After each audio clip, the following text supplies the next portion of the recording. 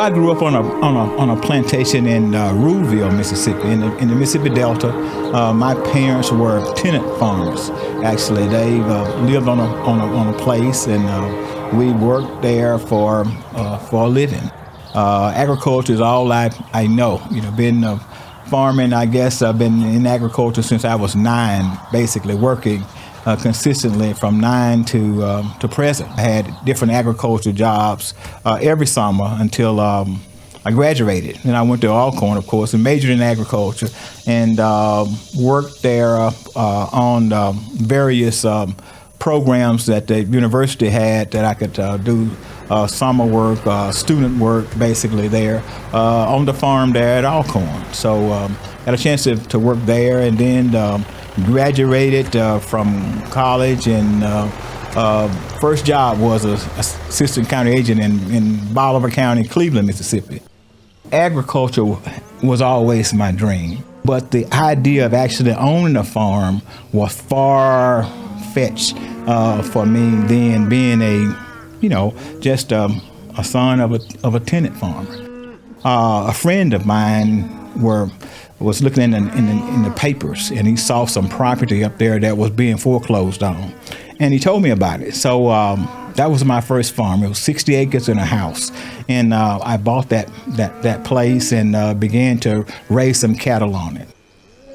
One of the farmers who I had been assisting for some years in terms of working with him on his beef cattle farm learned that he was ill. So he came by the office and he made me an offer. He says, hey, I know you like my place. You've said it every time you come out there, you're basically. And he says, I want you to own this place. I want to give you the opportunity to purchase it.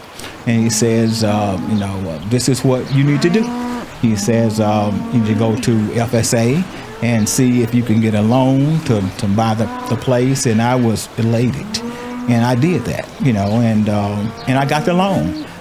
The fear of debt, the fear of large debt, it scared me. Here I am, young man. I had family, and they talking about, $250,000 or so, and I'm thinking, man, I don't want to assume that kind of debt right now, and frightened by that, and almost missed my calling.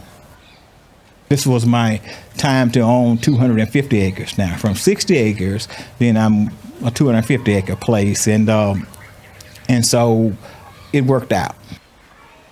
Today, it's called Walter Jackson's Family Farm. 5 years ago, that's the name that was given to the property by me and my family. We just worked the land, just had our heads down, trying to, make ends meet, trying to pay the notes, trying to stay ahead, trying to stay in good standings, and that was the goal. At the same time, understanding the goal, the long-term goal, and working toward that in increments was a way to sustain the property, to pay the notes, and to wait until I retire so I could spend some more time, on the place. Like a lot of cattlemen, I believe. Sometimes we're not actually doing the work. We just pull up out where our cattle are grazing and stop the truck and just sit there for hours without counting them. It's a sense that come over you that if one's missing, if number 36 is not there, I can feel it, that she's not here, Well, she must be having a calf, she must be injured, let me go and find her. And then after I go through and double check, then 36 is not there. Now, I might not know it's 36, but I know that one's missing. And so that's one of them things that comes over you, I guess it's just instinct, just looking at the cattle, watching their behavior, seeing what they're eating, watching the calves' behavior, admiring the calves for their quality and this type of things, thinking about replacing bulls because of some genetic something that you see in your cattle that you want to change, thinking about performance in terms of, okay, this calf is 3 months old, she should be weighing this, and she looked like she's weighing that, or it looked like he is excelling in that way. This cow's really doing a good job. You know, you're looking at feet and eyes and udders and different parts of your cattle. All those things are instinctively important in terms of making sure these cattle are in a position to perform at their best.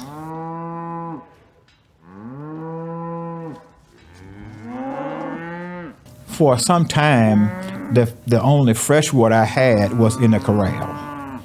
And I could literally catch my cattle by opening the gate, and they would run in the corral and fight for the water, push out the way, because there wasn't a big trough in the corral, but they would push, and I could catch them that way by just opening the corral door, because they knew where the water was. They knew it was there, and they would go for it. I know they love the fresh water from that, and then if you give them the choice between the fresh water and the pond, they're going to choose the fresh water. They're not going to go and drink pond water. They're going to choose the fresh water if they had free choice.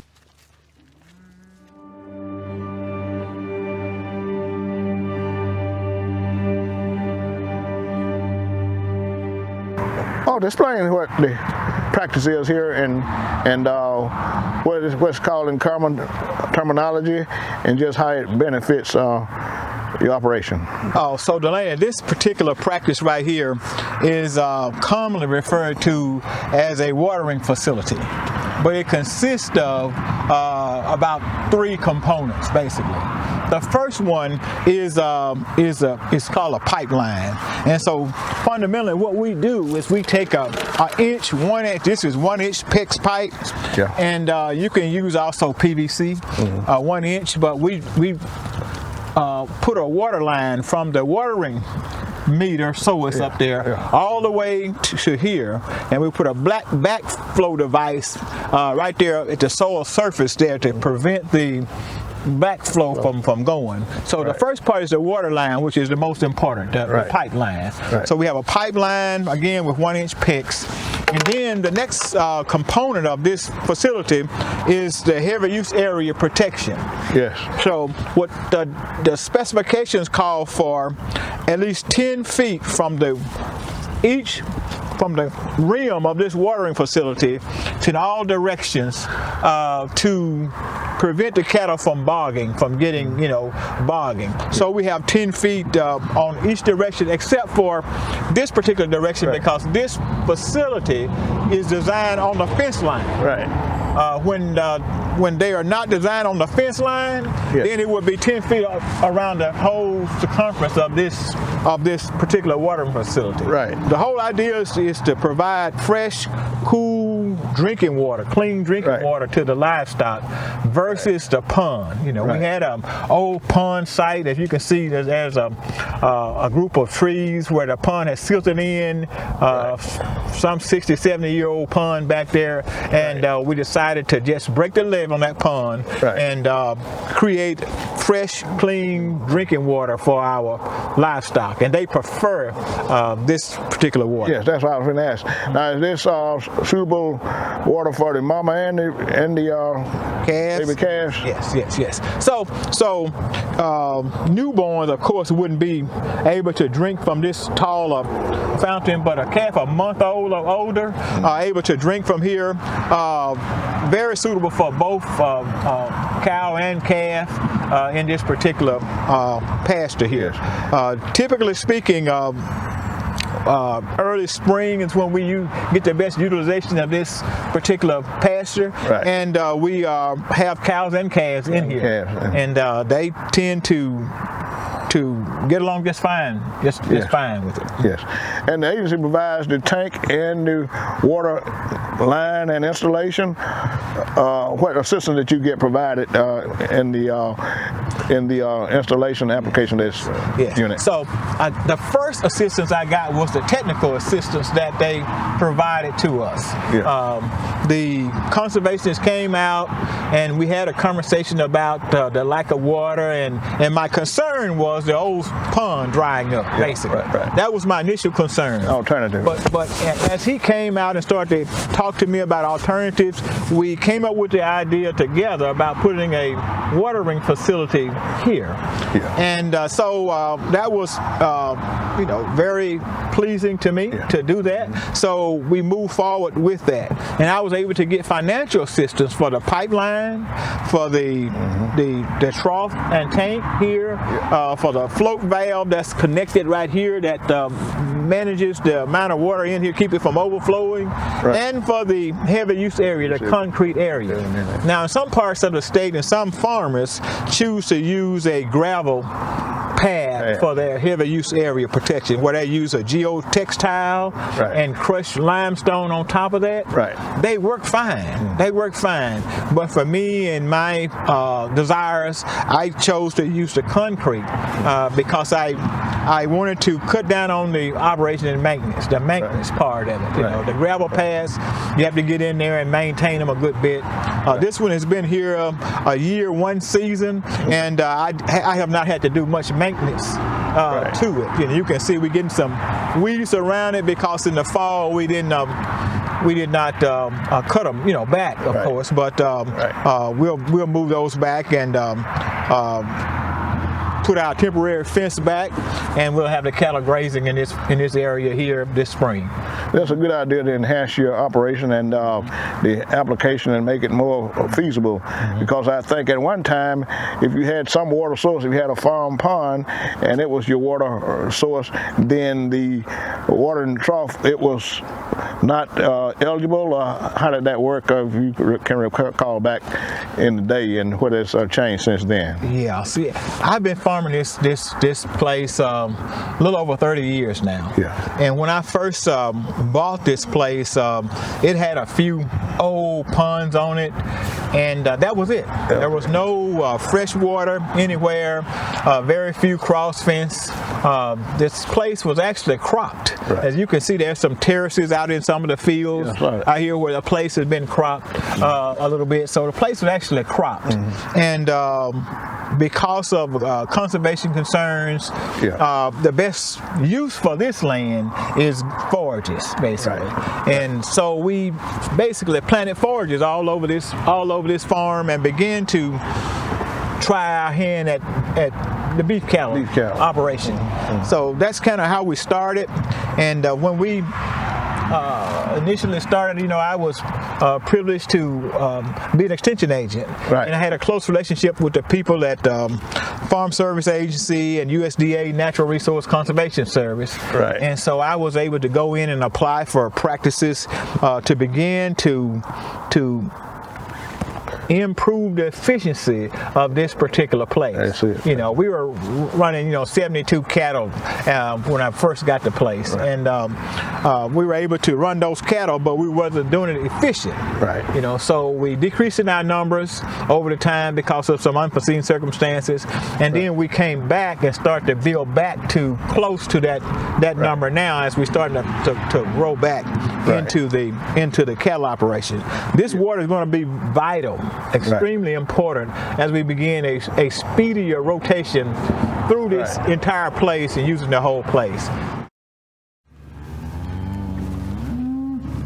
I don't know if in central Mississippi or in Holmes County we're ever going to be able to do without hay entirely, but we're trying to minimize the days that we're feeding hay by planting winter annuals, planting clovers, and trying to extend the grazing season on both ends so that we can minimize the amount of stored feed that we feed them, because that is the most expensive thing that we do on a beef cattle operation, is putting up hay and feeding it. You're taking something that the cattle would naturally graze, you're having to store it. Takes a barn to store it, to keep it in good quality, and then you have to take it back out there and give it to them. In the winter here we have rain, and bogging around the the hay, rings and that kind of thing gets to be a problem, gets to be an issue, because if you're concerned about soil health and soil quality, that can't be good for your soils, the bargain. If it's, I got something to do, I'm going to go and put out a couple of rings, bales of hay, and go, then that happens. If I have some time, I can cut the twine off the hay, I can unroll it down a hill or down a slope, and then the cattle seem to gather around that, and you don't have all that trumping and bogging like you would around the hay ring. So those are some things that I juggle in terms of time and in terms of, what that hay looks like. Grass is definitely going to help with the erosion in it, but the main thing that they do is provide a quality forage for livestock during a time when they desperately need it.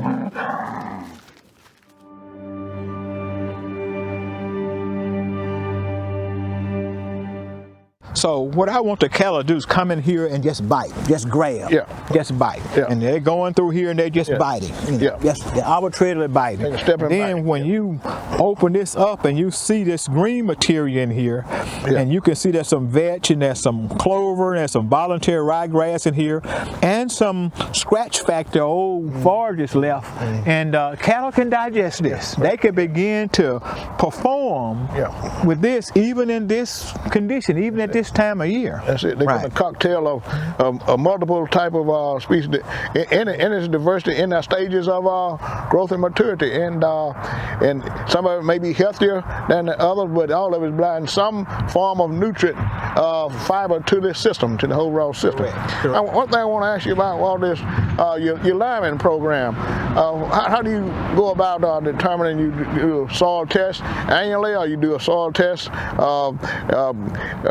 through multiple years, and the pH that comes? What type of system have you determined that best suits your operation for lime? So we try a group of things basically, and typically what we try to do is soil test this place once every 3 years. Every 3 years. Okay, so in doing so, we believe that we can keep up with the pH and with the requirements that the fertility that the soil and the forages need. And by doing it, I'm not able to lime and fertilize this entire place in one season. So I divide the place up into fifths, basically. So those 2 fields up on the hill basically will be the fields that I will treat with lime this season. And then next year, these fields right in here I will treat with lime. The following year, the fields south of us, we'll treat those, and then behind that we'll come back over here to this field, and then we make our way back round in the 5th year back over here. So every 5 years I'm able to lime so many acres, and what that will do is kind of go light on my pocket and also give me an opportunity to keep the place, relatively speaking, with a reasonable pH to grow forages here. Now our natural pH is here about 5, and that's a long way from 6.5 optimum. So we're trying to bring it at least 6.5 by putting just ag lime is what we've been using here, and following the soil test recommendations on most of the fields. Now we're not able to follow the recommendations on soil tests on the pastures where the cows are actually grazing, but on the hay fields, we're following the recommendation for sure, because we find ourselves mining a lot of phosphorus and a lot of potassium out of those fields, and they really need that fertilizer in those times of year when you're really haying and concentrating, really haying hay in the area. So that's why one of the reasons I like to rotate my haying. We'll graze this area a little while longer this year, and then hay some of the areas that have not been traditionally hayed, in order to just keep a balance out here in terms of where our nutrients are. So that's kind of what we've been doing with our liming program, and with that 5-year rotation. 5-year rotation, and with that staggering system, I'm thinking that, like you say, that benefits you economically, and also is a good management tool. Now, at the same time, you have pretty much one soil type that covers your whole farm, or you have multiple units, or you have a complex of soil types? So we have a couple. That's a Memphis series, kind of back in that area in the south part of the place there, and then we are on some lowering cyclone up on this end here. Right. So those two kind of close together in terms of how we manage them. So we kind of manage them the same, throughout the operation. We treat it all as one soil type basically, and just follow the soil test recommendations and do that. Lime and prices, man, lime is like $60 a ton to have it, delivered here. And then the spreading cost is going to be another $15-20. Right. So lime gets to be expensive. That's why we break it up into these 5 quadrants, not quadrants, but break it up into 5 areas. And basically, in soil terminology, most of these surfaces are strongly acid naturally. Yes. So it will not be far from what your recommendation that you just described to be strongly consistent with the alignment program, because they both are similar in texture and in alkalinity, acidity levels. Okay, another thing we're looking at is your potential. Do you drill it in? Do you apply it? How do you apply your lime when you do it? We just broadcast it over the top. Broadcast over the top. Generally, it's an early spring or fall application. Whenever we can get the spreader buggy, we use our local farm supply stores for ag lime. And when we can get the equipment and the ground will hold the equipment, not so wet, and we put it out. So in another 2 or 3 weeks, we'll be putting lime out in this area up on the south side of the place, And like you say, for your hay land, that's where you apply your liming program pretty much.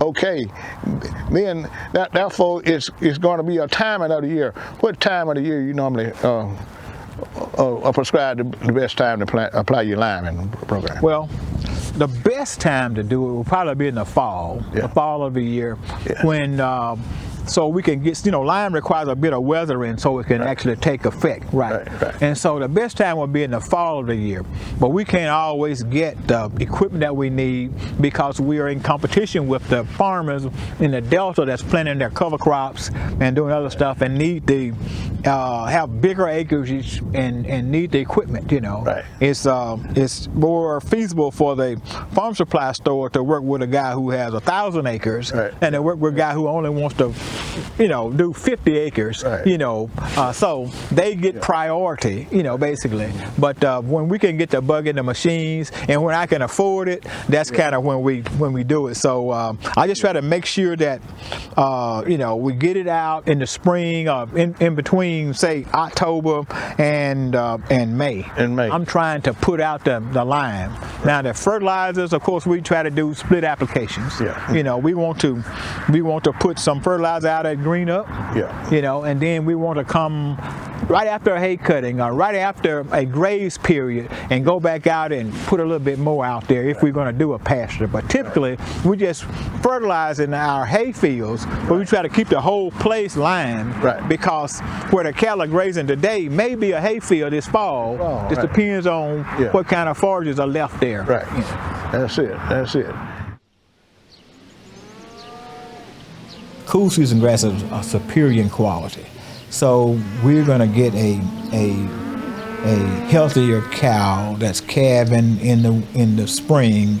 By the time that they have that calf is 45 days old, ready to graze himself. Then we have some superior grass that the cow and the calf can graze, and we're able to get them to be ready to be back on time by the time we're ready. So you can shorten your breeding season. It all works together if you have green forages there, and it limits the concentrated feed that you have to feed them. That's an expensive deal, trying to feed out of a bag, feeding concentrates, corn byproducts or some of the other feeds that are out there available, no matter what it is. If it's in a bag, it's expensive. It's expensive to feed, and the cow's gut is made to digest forages. You know, it's important to know that and to try to balance that.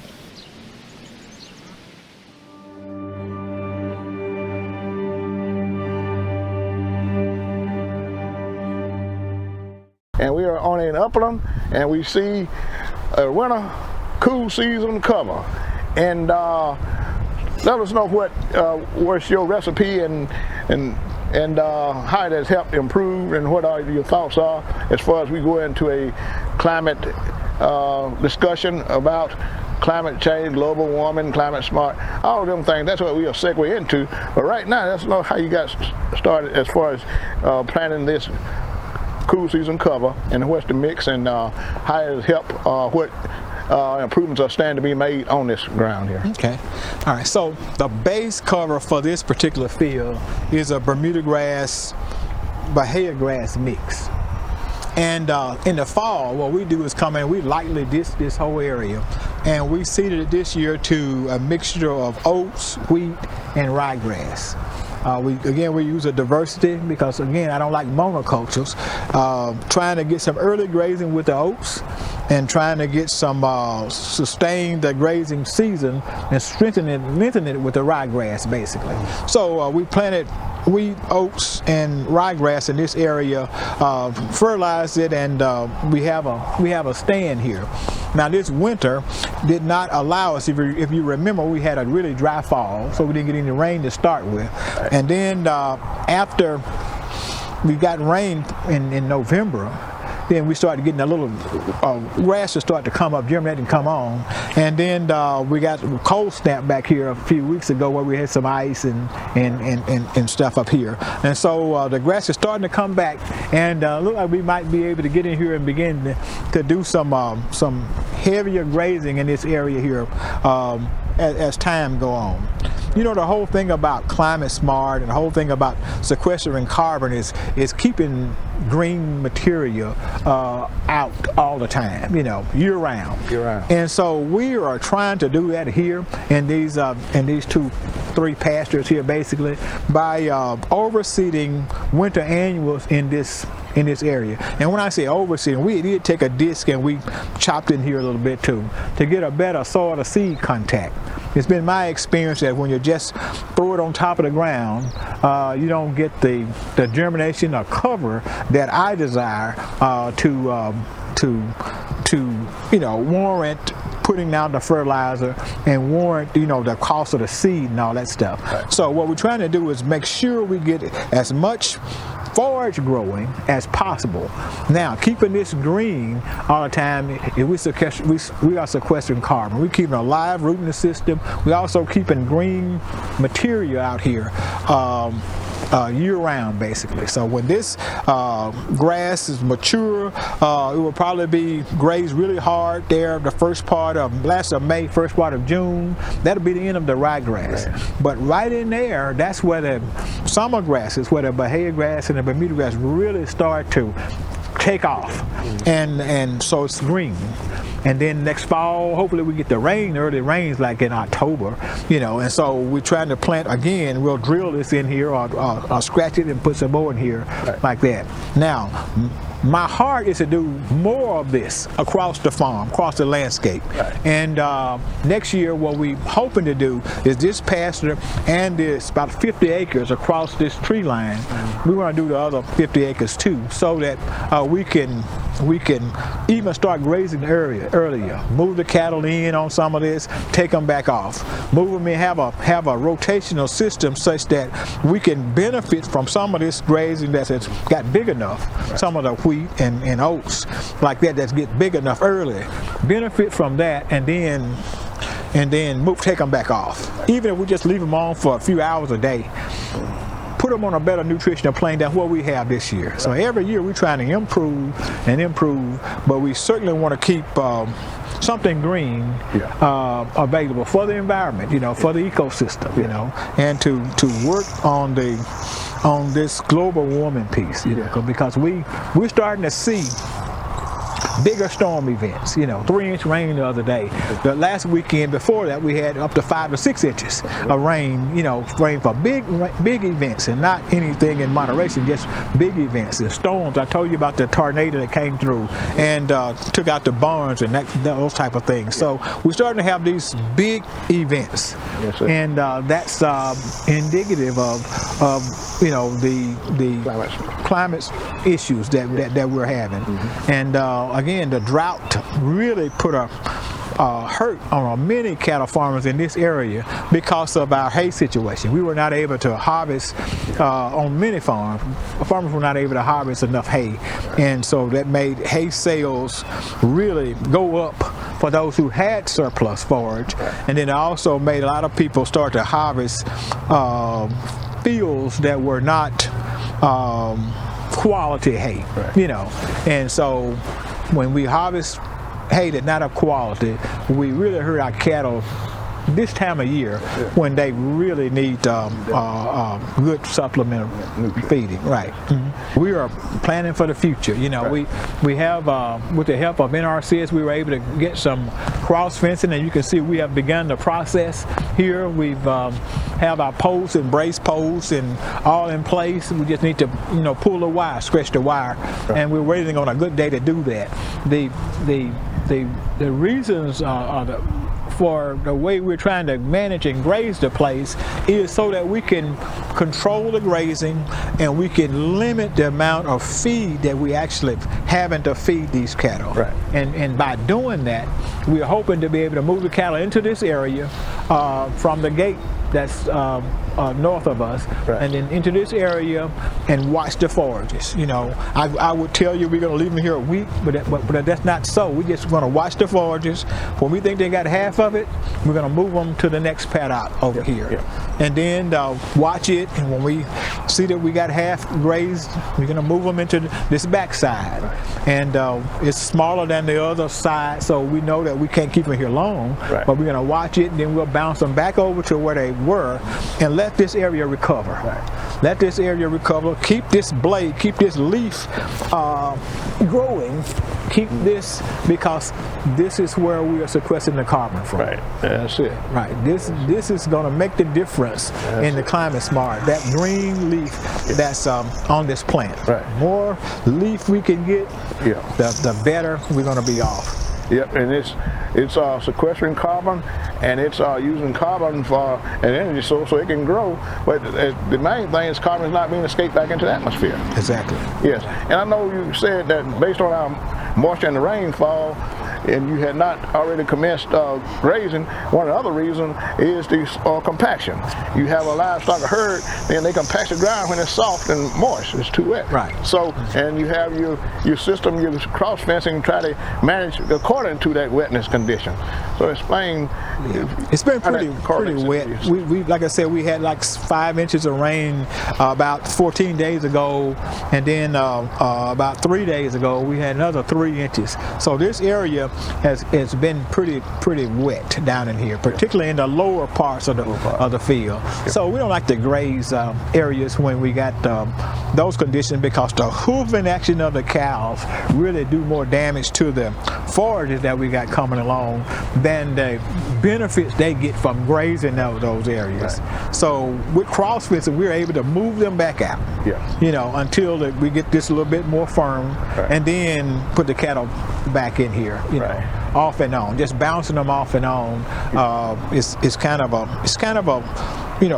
put and take system. You just watch and see what happens. So you have to be watching what's going on the place in order to manage it the way that it needs to be managed. I bought this place in an effort to fulfill an ambition that I had to raise livestock, but more so as an extension agent. I saw farmers educating their children through their farm. When I went to a particular farm, depending on the time of year it was, I saw a farmer and I saw his 5 or 6 or 7 year old kid in the truck with him. That was attractive to me. It really was, because I didn't do it much, but that reminded me of when my dad and I were looking over the fence at the livestock. That moved me in the extension arena to see that, and I always wanted that for my children.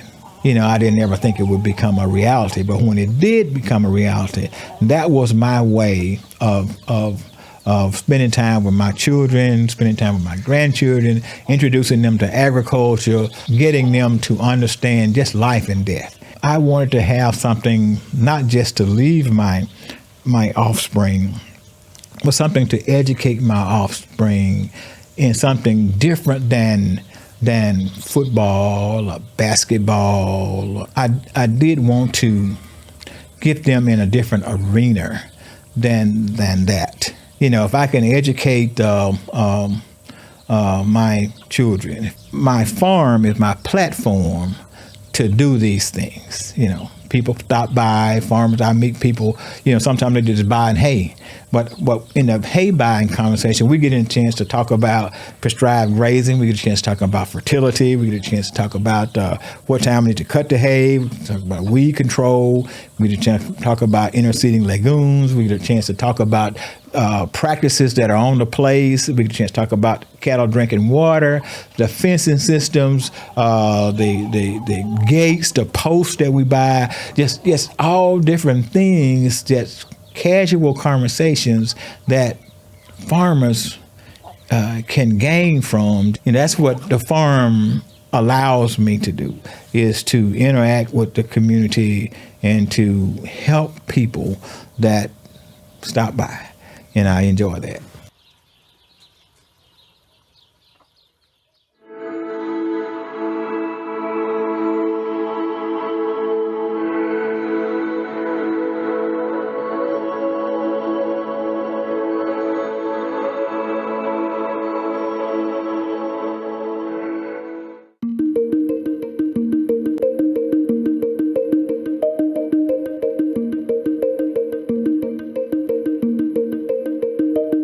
I am Angela Williams, and we are here at Annie B's Family Farm in Lexington, Mississippi. Who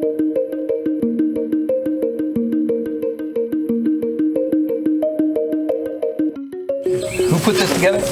My brother, Roosevelt is his name, we call him Teddy. He built this, and my nephew painted it. Wow, wow, and this was to go, you're gonna put this somewhere, right? Yeah, we're building, we tried last year, it didn't quite work out, but we're gonna have a sunflower field. Okay. And this is gonna sit in the sunflower field. And that's right back here? Right back there, yep. Sunflower field right back there. Yeah. Okay. Yeah. Well, this is really the prime spot. It's a nice high spot on the farm. Yeah. You kind of see everything from here. Right. Yeah. Maybe we'll get Teddy to build a second one and we'll leave this one here.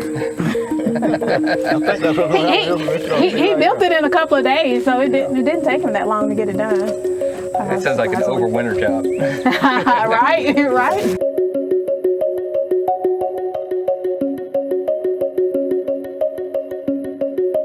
Just a beautiful plot of land here, as you can see. And how did you get this land? How did you come into this? Well, my grandmother owned a little bit over 100 acres. She deeded off land to all of her children that were in the area, and this land is the land that we grew up on as little kids. My parents and their 8 children. So we've been on this land for quite some time. In this house? In this house, but it was a lot smaller than it is right now. How big is this one now? This one is about 1,800 square feet at the time. All 10 of us grew up in a 1,300 square foot house. And it was not bricked then? It was not bricked. No, not at all. Wow. Wow. Well, things have certainly changed out here. Yes. Yes, they have. Yes, they have. So, but it's still beautiful though. It's still beautiful. It's the same. Yeah. Was it this beautiful growing up? Yeah, or more. Yeah, a lot more trees around. We had a lot more fruit trees around when we were growing up. But yeah, still is beautiful. What kind of fruit trees? We had peaches, plums, blackberry bushes, muscadines. We had everything. I say now, when I go into the grocery store and I love all sorts of fruits, I buy blackberries and blueberries and strawberries, and I get upset at how much I have to pay for them when I used to eat them for free growing up.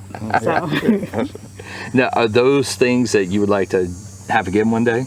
yes, we've started a very small just tryout in terms of bushes, but yeah, we do plan to do more in terms of blackberries, muscadines for sure, because everybody out here at least loves muscadines. Well, I heard you talking about that earlier when we were over there. Yeah. You were asking about the muscadines, and apparently everybody's already eaten them. Yes. They're already gone. You know, muscadines have a really short growing season, so you got to get in where you fit in with those. And apparently, everybody snagged them up right away. So I missed out on that. But So y'all just eat them right off the vine. Yes.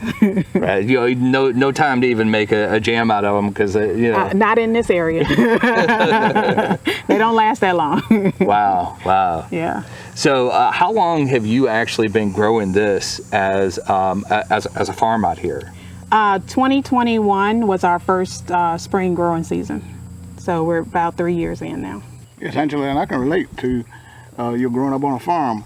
I grew up on a farm myself in Central Alabama, matter of fact.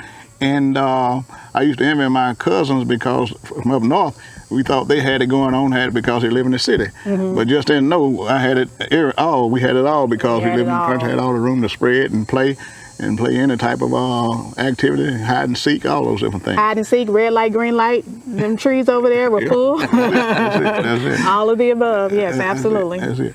Those steps, they used to be a lot bigger. They were our choir stands. Yeah, that's it. Yeah.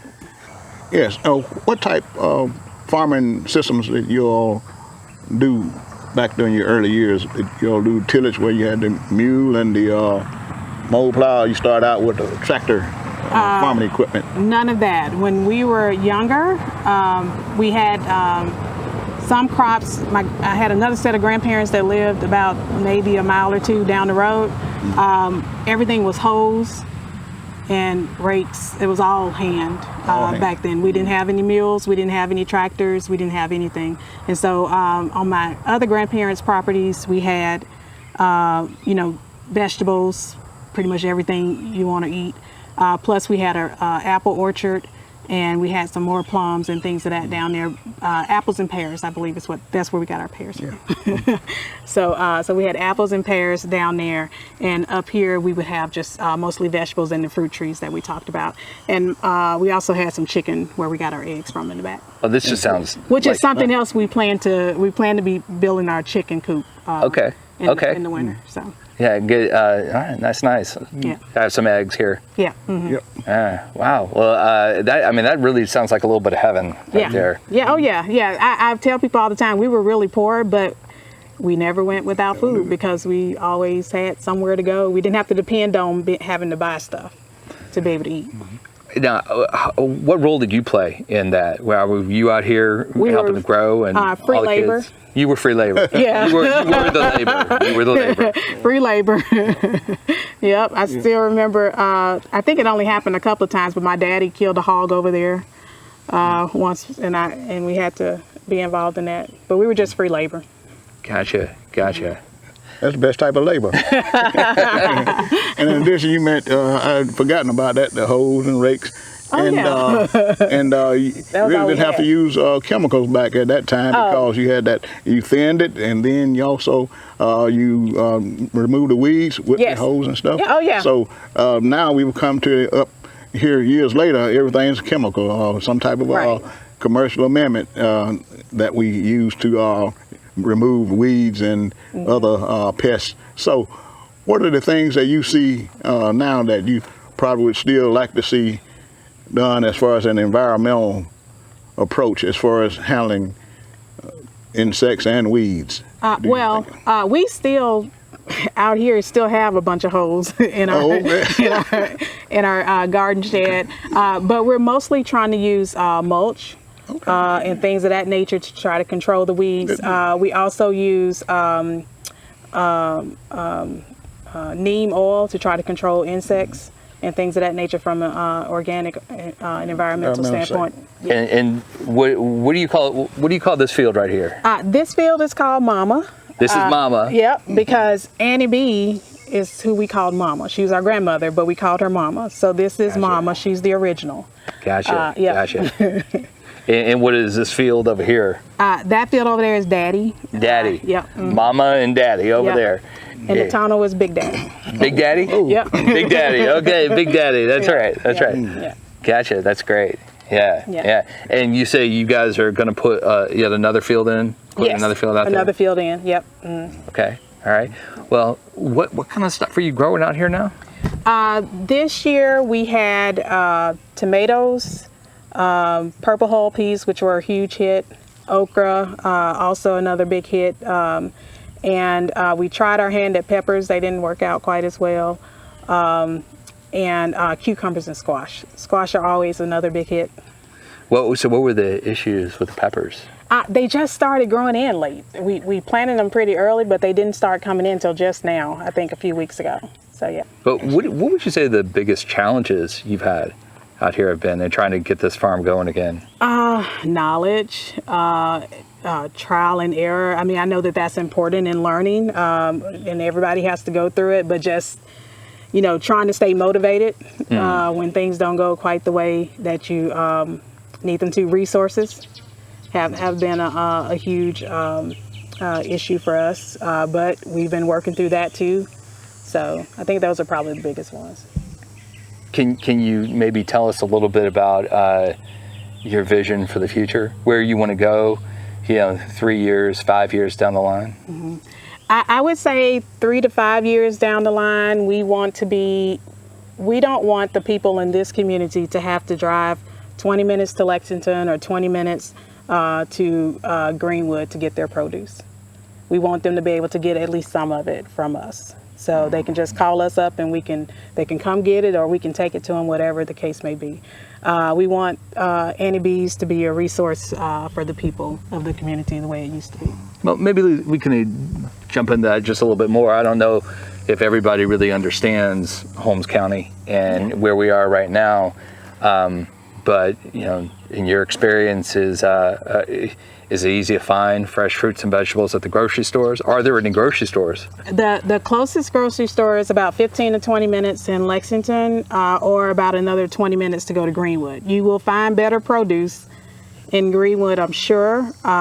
If you go to the grocery stores in Lexington, the produce is not as great. I don't want to defame them, but it's not the best place to be in terms of produce. And on top of that, it's also pretty limited in the types that they have in terms of produce. Not just the quality, but the types are limited. I will go on record then and be able to officially say that there are a lot of problems with access to fresh foods in the Delta. There's a limited amount of grocery stores, and for a lot of people still out here in the community, there's transportation can be difficult too.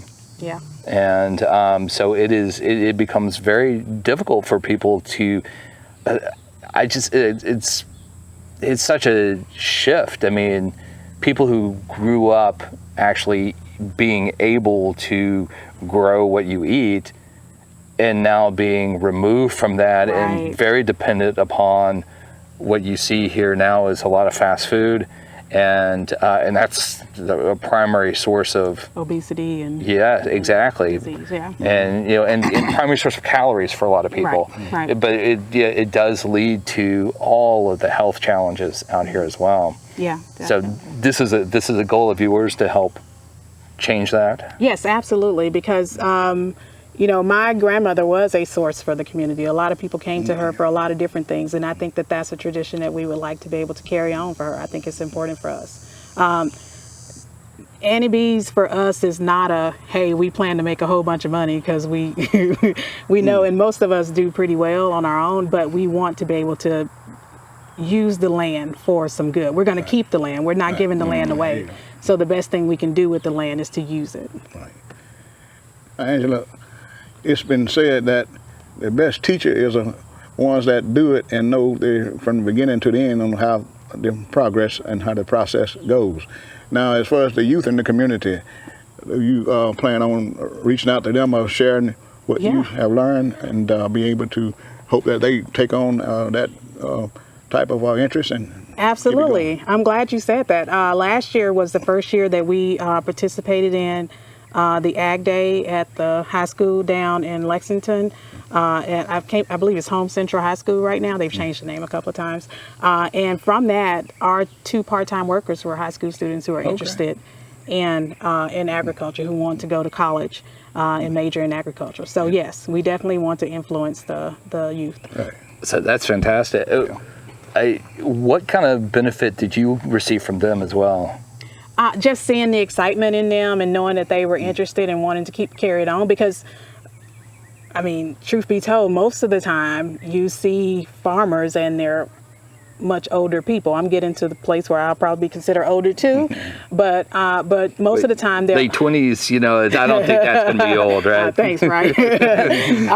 But most of the time, people are much older. So to see that the younger generation is still interested in the land and that they want to be able to use and work the land and make the land a part of, keep the land a part of how we resource food for everybody is important. That's it. Well, what do you think, based upon what we've talked about Climate Smart and our particular Climate Smart project, what do you think are the most important things that you want to get out of this that we can help you with? I was super geeked when you said that you were going to have the probes in the land, and we would be able to get real-time information about the health of our soil. That was something that really excited me. The marketing help is something that obviously that really excites me. Having the resources again is something, people with knowledge is important. I think all of that is really great.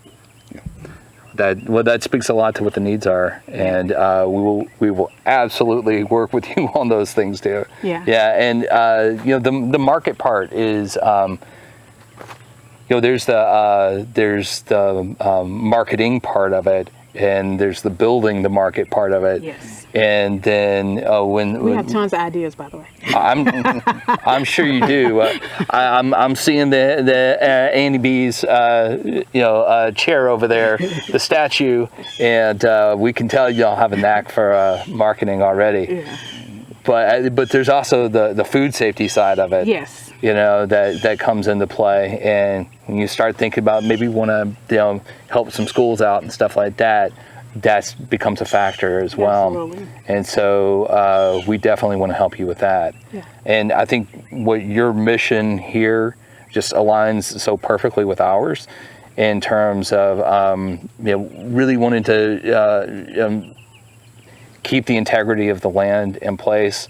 And for us, sequestering carbon through those practices is a big part of that.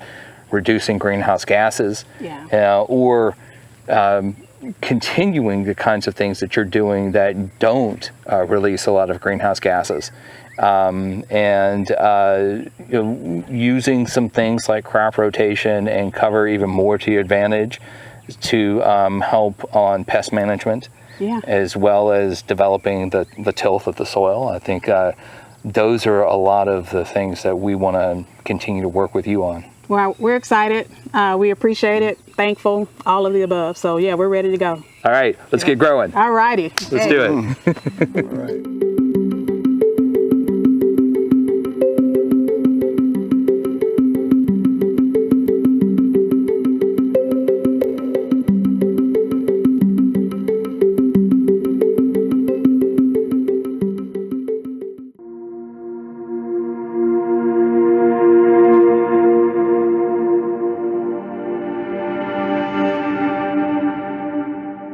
My name's Kenny Cannon. This is my farm, C5 Farms. We're located in Brandon, Mississippi. We grow and raise a variety of things. We grow crops, vegetables, greens, tomatoes, peppers, you name it. We also have goats, sheep, chicken, ducks, and guineas that we sell. Approximately plus rented, leased property, about 200 acres. I grew up right here on the place. My grandfather purchased the place, it was 160 acres. He owned this side of the road, he owned that side of the road. And I asked My father one day, why my grandfather sold that side of the road, he said he wanted some neighbors. But anyway, my grandfather bought the property and he was doing a little farming. My father, he started buying equipment. There was dozers, backhoes, tractors around, and I was working a job. And I just decided one day, hey, go home. I mean, there's plenty of money. You can make a living right there on the farm. Grandfather bought the land. My father bought the equipment. Why can't you take it to the next level? So that's what I did. My father built the house there when I want to say about 6 years old. My mother and father built out here. What are your earliest memories of being out here? I can actually remember the house being built. We lived in Jackson and we would come out. Mom would bring me and my sister out on the weekends to see the progress. And I can actually remember. So were you working in the fields out here as a kid, or did you have much farming going on then? At that time, only thing was going on, my dad would raise a small garden, my grandfather would raise a small garden. They always had cattle and hogs. They raised hogs. And did you help with that? Yes.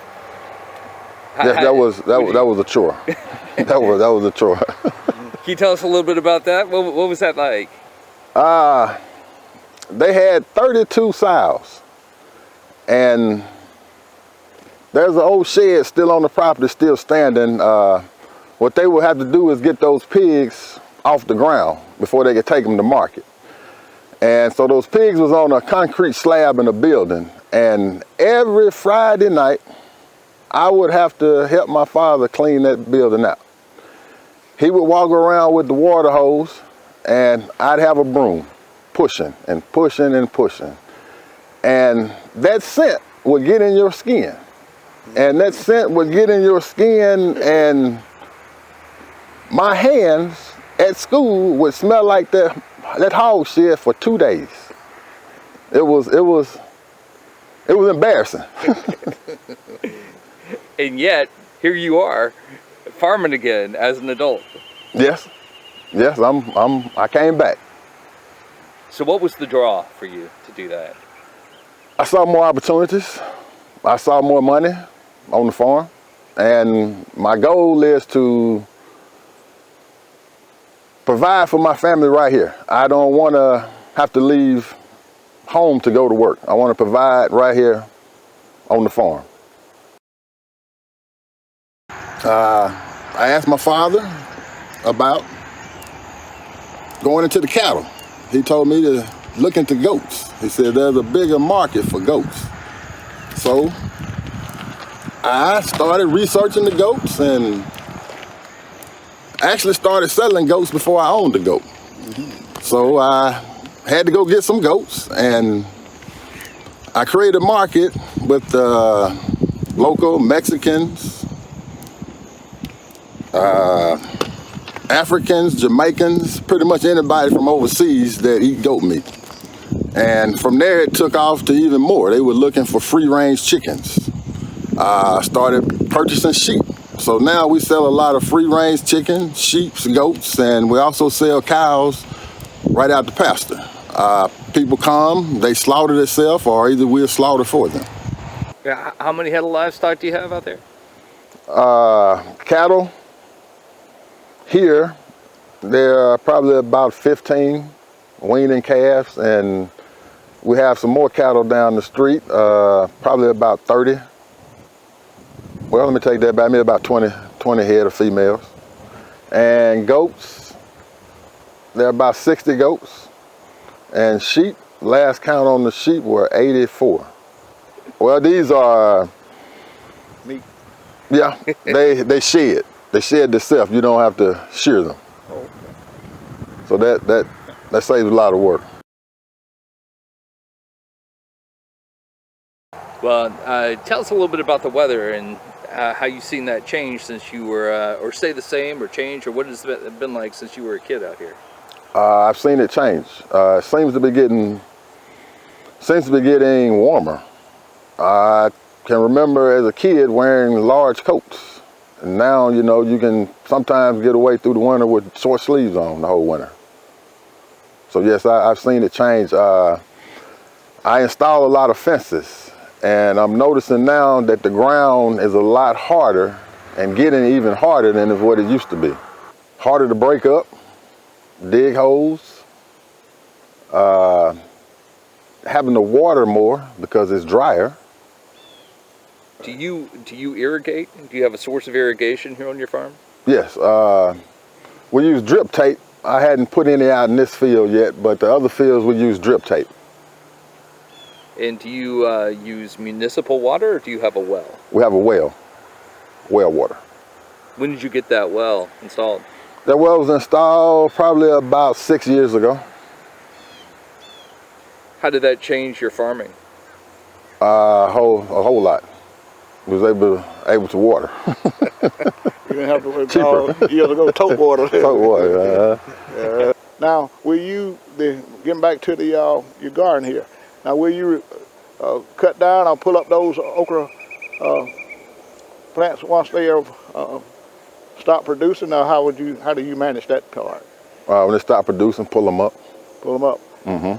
Okay, now what do you do when you pull them up? You just toss them away, or do you try to grind them up in anything and use them as a mulching type? What I would normally do is just disc them up. But like I said, I'm trying to do less till as possible. So this year I'm gonna probably pull them up and, you know, put them in my compost. Compost. Mm-hmm. Okay, that's the word we was trying to get to. Yeah, that's the word I was trying to get to. That's it. I took this area here and I hayed the cows here three winters. So it was a lot of manure and grass put in this area before I even started planting. Then I come in about 2 years later and disced it up. And I've been trying different things to keep from tilling. I had this area filled with leaves last year. I remember that. I tried leaves, but it was too hard to come up with enough leaves to keep it covered. So this year, I have collected quite a bit of cardboard. And I plan to, when those greens, frost get them, lay cardboard down.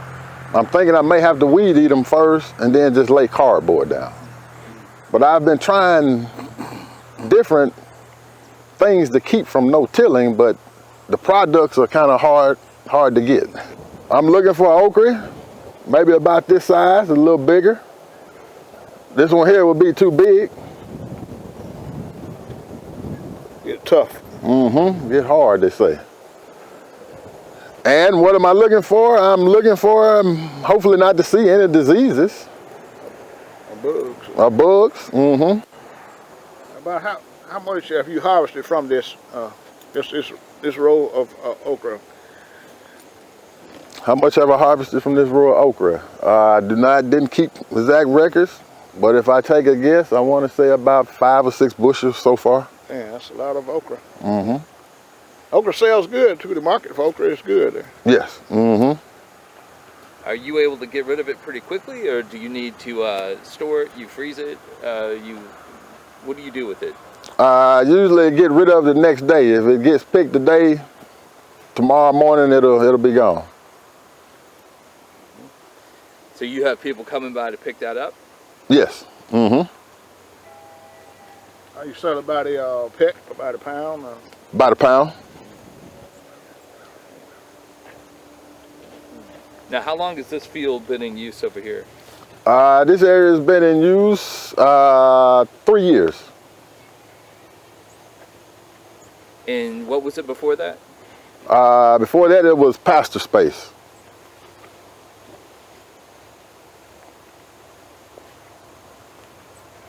So you rotated your cows to another place? Or Actually, I just put a fence around this area here. Just put a fence around to keep the cows out. Cows, goats, and sheep out. Do you have family to help with the okra picking and keep up with it? How does that work? Yeah, my kids, they have some chores sometimes to get out here when they're not basketball, football, and school takes up a lot of time. But, Right. Mm-hmm. So what is the most challenging part for you right now? The most challenging part is getting it picked. Trying to keep up with getting it picked. Do you have help for that? Kids. The kids, what help I can get. Right now, I'm selling to the neighborhood. People usually just call me to see what I have ready. And also, my wife works at a hospital, so she takes a lot of vegetables to work. Those are the markets that we have right now. Do people buy those in like a box, or how does that work? Like these greens here, we bunch them up, $3 bunches. The okra is being sold by the pound, so it's going to depend on what it is. Gotcha. What is my vision? To have people picking. I would like to have more planted, growing, and people helping to pick and plant, and hopefully to get into maybe some restaurants or some bigger, bigger places. I need all the assistance I can get as far as to help improve my soil,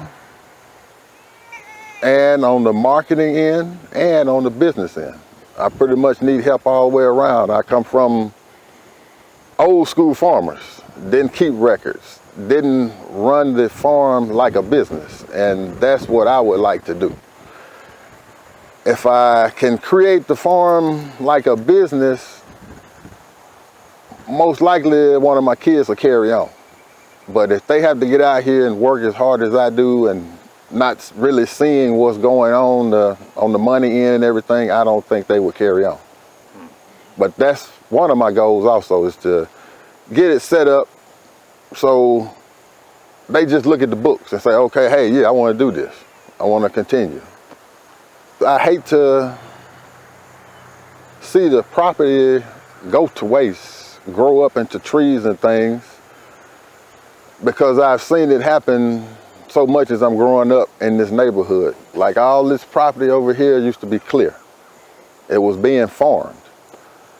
And it's just, in the neighborhood, I see that all the farmers, the older farmers are retiring, can't manage the properties, and their children, or nobody's taking over, and things are just growing up. And my opinion is just a waste, that their grandparents and parents started this and nobody's continuing on. And I just hate to see what my grandfather did and father did, just grow up in the trees,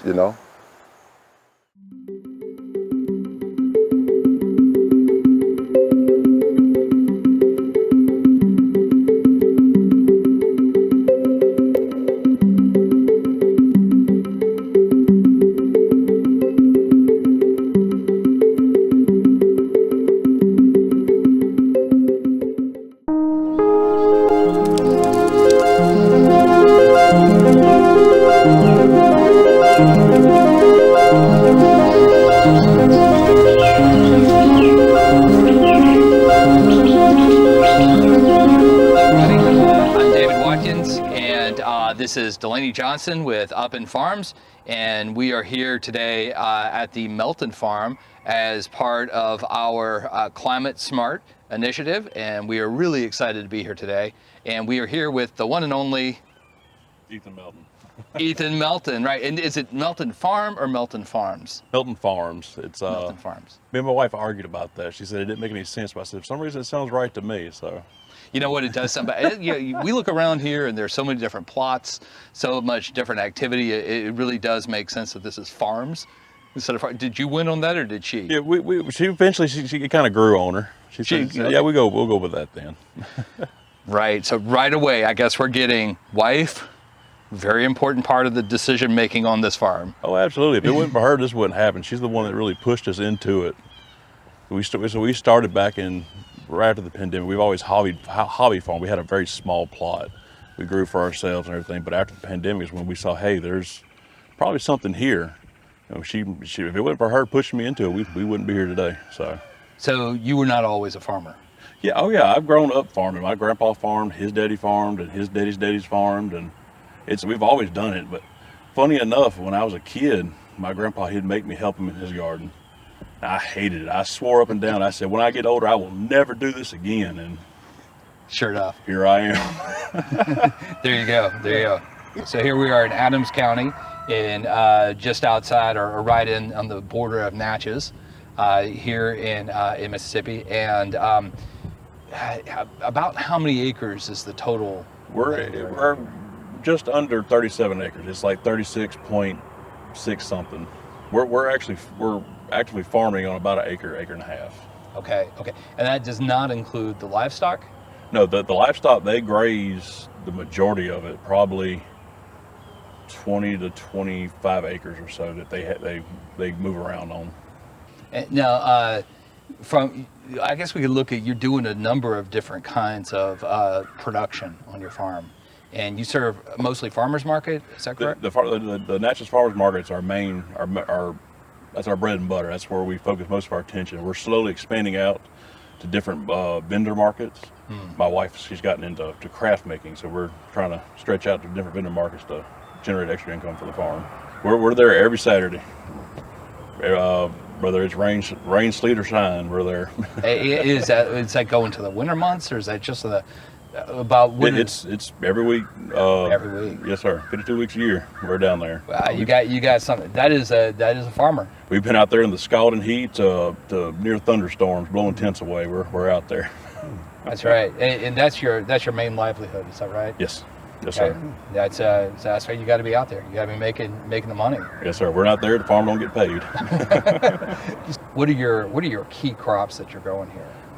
This year, this is our first year doing a true market garden, or attempt at it. So we kind of threw everything at the wall to see what sticks. What is your biggest seller? What's the thing that you're growing the most of right now?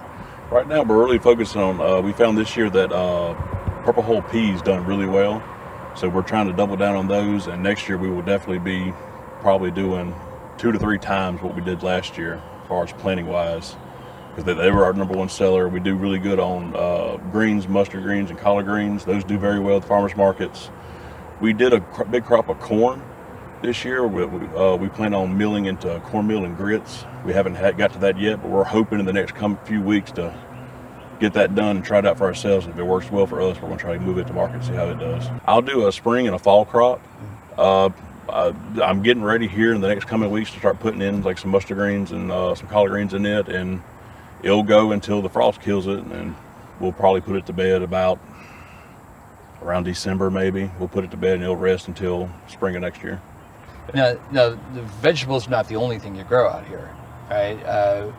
You were telling us earlier about you have a little orchard out back too. We've got a small orchard. My father-in-law, he started it probably almost 15 years ago now. He's passed now, so that's why I took it over, and we've replanted it, and we're trying to expand on it too, and hopefully in the next coming years it'll be productive for us.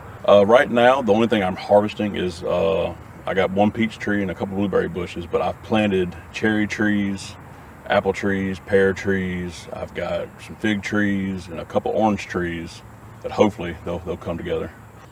You said you had the 2 blueberry bushes, and you had how many gallons? I think we got close to 10 gallons this year. They done very well. They're almost 7 foot tall at the very peak, and they're probably close to 5-6 foot wide. They're pretty big. They're old bushes, so Wow. They make a lot. Wow, that's some good productivity out of the. They do. I'd go out there every day, and I could fill up a gallon bucket almost every day. And you sell them like that, I guess. They do. We'd go to the farmer's market. We get there at 8 or 8:30. We're set up. Usually by 9:30, 10, they're gone. Wow. Now, what sells faster, the blueberries or the purple hull peas? Blueberries. Blueberries are a very good seller. Purple peas are right there behind them, though. And then you're doing this all by yourself. Yes, sir. As far as the garden work and everything, it's mostly me. My stepson, when it gets really overloaded, he'll come out and help me pick sometimes. But as far as the planting and the cultivating, it's just me.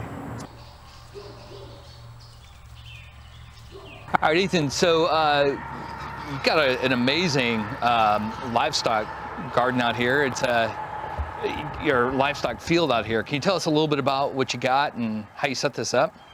Yeah, we got cows, goats, chickens, and geese out here in this pasture, along with 2 livestock dogs. I use electric netting to help keep them in their individual paddocks. And then I rotation or move them out from paddock to paddock as they eat the grass, and it helps with developing pastures. They'll put a little manure here, a little manure there, and each pasture help the pasture come back greener. It also helps with parasite control. If they don't stay in one area too long, it keeps them from picking up parasites. And also with multi-species grazing, it also helps control parasites, because a goat parasite can't really live in a cow, and a cow parasite can't really live in a goat, vice versa, and like that. Right, it also right. helps. And also the goats will eat what the cows won't, cows will eat what the goats won't, so it really optimizes each little area. So you can get that whole thing trained like you need it to, Oh yeah. and then you rotate them out to a different paddock. Yeah, so we move them depending on paddock. We try to shoot for about a week to 12 days. No more than that, because just parasite control. But depending on the area, like if the grass is a little bit better here, they can stay a little longer maybe, or maybe need a smaller area. If the grass isn't as good, they get a little bit of bigger area, or maybe not stay as long. It just really depends on the field. All right, I don't think we need to ask, but we're going to ask anyway. Do you have a name for this high tunnel? The greenhouse. The greenhouse. Okay, that's an appropriate name. Yeah. Yes. That's it. Yeah. Well, tell us a little bit about the greenhouse. This is it's a 2,200 square feet. It is 24 wide, 92 foot long, and high tunnel. This is our first year growing in it, so it's a pretty big learning curve what you can and cannot do in here. So there's a lot of experimentation beds. Some of the things we can see what we can grow into the winter. And our hopes is if we have a mild enough winter, maybe we can keep growing throughout the winter and never stop growing. We grow a variety of stuff in here. I've got tomatoes, I've got some squash, I've got zucchini, I've got bell peppers, hot peppers, I've got a few cabbage plants, a few hot pepper plants, and I had some cucumbers in here, but they've slowly petering out, and I'm waiting for some new ones to come in. What would you say is the most important thing you learned about the crops here over the past year? They grow very well in this soil. It's I did a mix of compost and just regular standard field dirt. We mixed it. They grow phenomenally in here. I've got some squash vines that grew 7 to 8 foot long. They would grow over here, and they were reaching almost the middle of the greenhouse. So they grow very perfectly. They need very little fertilizer. I have an irrigation system set up on the perimeter beds. I'm still working on getting it set up for the center beds. That's why nothing's planted here yet. But they don't require as much water. I only water every 3 days for about 2 hours with drip tape. So they don't take as much water. They just need steady water. What was your most successful crop in here? Probably cucumbers. We've done very well with them. We used the trellises. If y'all were here just a couple months ago, these trellises were covered in cucumbers, and almost 10 to 12 feet in each direction. They were trying to grow down the side of the walls down there. We sold probably, I'd have to go back to my books and look, but I think we sold, from about 8 to 12 plants, we sold, I think, almost between 300 and 400 cucumbers. That's a lot of cucumbers. And that's not even counting like say, we get a bunch that we had to throw away too, so they grew a bunch. They were very prolific in here. The base of these planter boxes, do they have a floor in it, or is it just the ground surfaces? They've got weed fabric underneath them just to keep existing weeds that were down there from growing up, and it also keeps maybe some moles, keep them out a little bit, like that, stuff like that. But there's no bottom on here. No, it's just the weed fabric and the ground. Okay. So I was wondering, is salinity an issue at all inside the beds? You have to be careful with it, because there's a balance, because you can overdo and underdo nutrients with water. Because if you put too much water, you're going to wash everything out of your bed. So it's a bit of a fine balance between putting enough nutrients, enough water in there, and keep from washing everything out. We were also commenting just a minute ago about the height of the hip boards here. Those are what, good 7 feet. It's almost 7 feet tall. Almost 7 feet tall, where the hip boards are, which is. Why don't you tell us how that's benefited this environment in here? Well, it helps give you as much natural airflow as possible, because you're only limited by maybe a 3 foot area where the wind isn't blowing straight across. So it lets in maximum airflow to help keep the area cool and help. It does help pollination to a degree with certain plants. It'll help blow the pollen around and everything and keep humidity out of here when you don't want it. And especially if you have more vertical growth happening. Absolutely. Like I said, especially the cucumbers, they're right there is almost over 8 feet, and they were all the way up there. over the spring. That's amazing. That's right. So you were talking before about your affinity for animals and really the humanity of dealing with them. There's a quality of life for the animals. A lot of people try to say like cows or they're killing the environment, but they're not. Cows, and properly handled and taken care of, are hurting the environment. They're not designed to be living tens of thousands in a small concrete pad. They're meant to be out in pasture, eating grass and in the natural life cycle of things. Right. I firmly believe, especially with our cattle, we raise our cattle for beef production. My plan is to raise cows and sell for beef. I owe everything in myself to give that cow the best quality of life I can between the time it's born to the time it leaves. My goal, if I can make sure it only has one bad day in its life, that's the day we take it to slaughter. That's a job well done. Yeah. That's a job well done by you, and that's a good life for the cow. Absolutely. And that's a good it's a good lesson for all of us. And but it's also just it's decency. Absolutely. If it's a lot of people say meat is bad, and meat's not bad. The way your meat is raised is bad. If everybody, granted not everybody can do this, but smaller farms can do this, and they can produce quality humane beef for people to eat, and it's way better than what it even tastes way better than what you can get at the supermarket. Yeah. I meant to ask you about this earlier. Are you your chickens are doing a great job in spreading the manure around and helping with that. They're an essential part of the rotation. But are you also raising eggs? We do. We all of our chickens are egg layers. We don't do meat chickens here. It's just a market that we haven't got into. There's a lot of people that do meat chickens, and I just don't know if we can compete with them. But as far as eggs, they do good for us. We don't make a ton of money on eggs. They're more of we put them on our table at the farmers market. And they bring customers in. They buy eggs. They see we got other things. They buy other things. So, but all of our chickens are egg laying purposes. That's excellent. Excellent. Yeah, Ethan, I see that you practice minimizing your commercial fertilizers, insecticides, and herbicides because you try to use homemade type, solutions, and also you try to minimize the disturbance of your ground, and you also practice good land management, placement of the activity on suitable ground, and you have your pasture land, your grazing land in certain places, and you have your disturb your tilled ground in flatter areas. So you're already well on the road to providing good sound management practices that we encourage as far as climate smart soil health.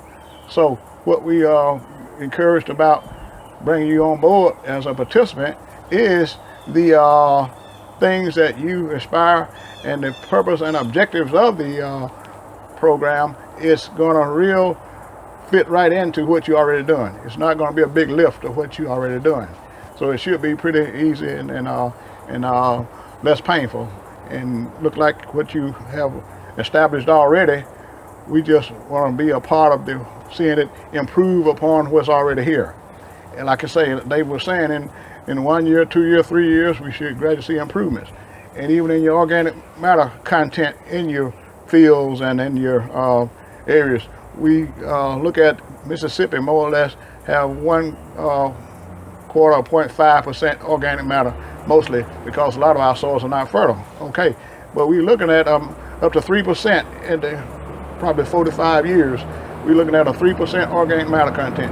You're really going to see a big boost in your production then at that time, because that organic matter, that's what drives the whole system. And with the right treatment, with the right practices installed and practice, then I think we can make that a reality. But so we off to a good start, and we thank you for this opportunity, and we look forward to regular visits here in the future. Absolutely, thank you. I look forward to coming back and looking at that orchard and 4 years and seeing how much growth has happened there and what's new. Yeah, that's going to be exciting. hopefully we're hoping we're going to do everything we can. Hopefully he'll make some for us. If nothing else, maybe it'll just be some fruit for us. But if we can have some for the sale of the community, even better. Save a little for us. Right. That's right. Save a little for just a little for us. Oh, yeah. Just a couple of blueberries. And let them know that time. Time is everything. Ethan, thank you very much. Thank you. We really appreciate it. We're looking forward to working with you. Yeah, man. Okay.